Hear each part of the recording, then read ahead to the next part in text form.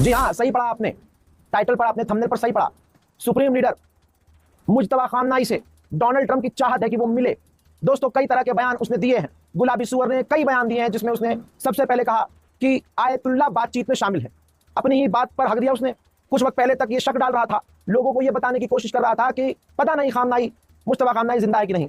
अब कहता है कि खामनाई बातचीत में शामिल है, पहला पॉइंट।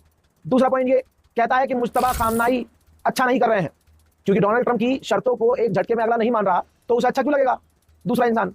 फिर डोनाल्ड ट्रंप ने तीसरी बात कही कि ईरान के लोग, ईरान की आवाम, ईरान की जनता सुप्रीम लीडर की बहुत इज्जत करती है, और मुझे मौका मिला तो भविष्य में मैं सुप्रीम लीडर से जरूर मिलूंगा। गुलाबी सुअर ने कंफर्म किया कि ईरान ने मुझसे वादा किया है, यानी ईरान ने हमसे वादा किया है कि वो परमाणु नहीं बनाएगा। हो सकता है बाद में अपना वो मूड चेंज कर ले, लेकिन उन्होंने कह दिया, यही बहुत बड़ी बात है। मोहतरम आजाद, ये गुलाबी सुअर है, हराम का जना है, पड़ोस की पैदाइश है।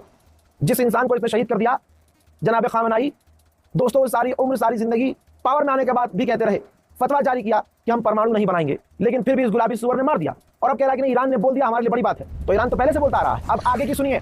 गुलाबी सुअर ने कहा कि हमें ईरान में अपनी फौज, जमीनी फौज उतारने की जरूरत नहीं है। फटके जो 4 हो चुकी है पहले ही। सिर्फ हवाबाजी करता है, मुंह से लल्लो चलाता है ताकि स्टॉक मार्केट में उछाल आए। इस गुलाबी सुअर ने आगे ये भी कहा कि फौज उतारने की जरूरत नहीं है, क्योंकि हमने उनकी आर्मी को तबाह कर दिया है।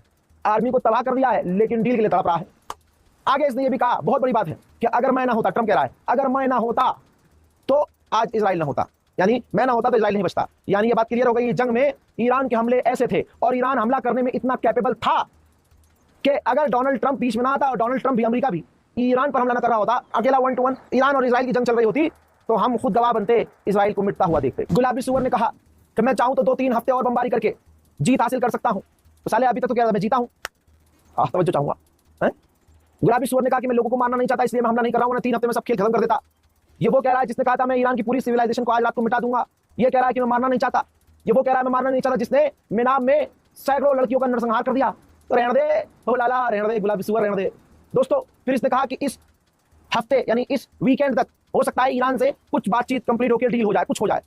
दोस्तों, क्योंकि गुलाबी सुअर ने यह भी इसी बयान में कहा है कि ईरान से बातचीत अच्छी चल रही है। आप सभी को पता है कि मैं कश्मीर में हूं, और आप सभी को पता है कश्मीर में ऐसी बहुत सारी जगहें हैं जहां पर इंटरनेट सेवाएं काम नहीं करती, और एटलीस्ट हम जैसों के लिए ये जो नॉर्मल इंटरनेट होता है, मोबाइल का इंटरनेट होता है, ये काम नहीं करता। और जो होटल के अंदर, रिजॉर्ट के अंदर वाईफाई होते हैं, उसकी स्पीड इतनी अच्छी नहीं होती कि हाई क्वालिटी का कोई वीडियो बनाकर किसी को ट्रांसफर किया जा सके।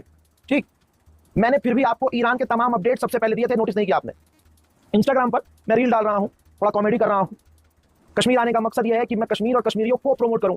मेरा कश्मीर आने का यही मकसद होता है। यहां मेरी कोई बीवी नहीं बैठी हुई, यहां मेरी कोई गर्लफ्रेंड नहीं बैठी हुई है, आप समझ रहे हो। बहरहाल, लोग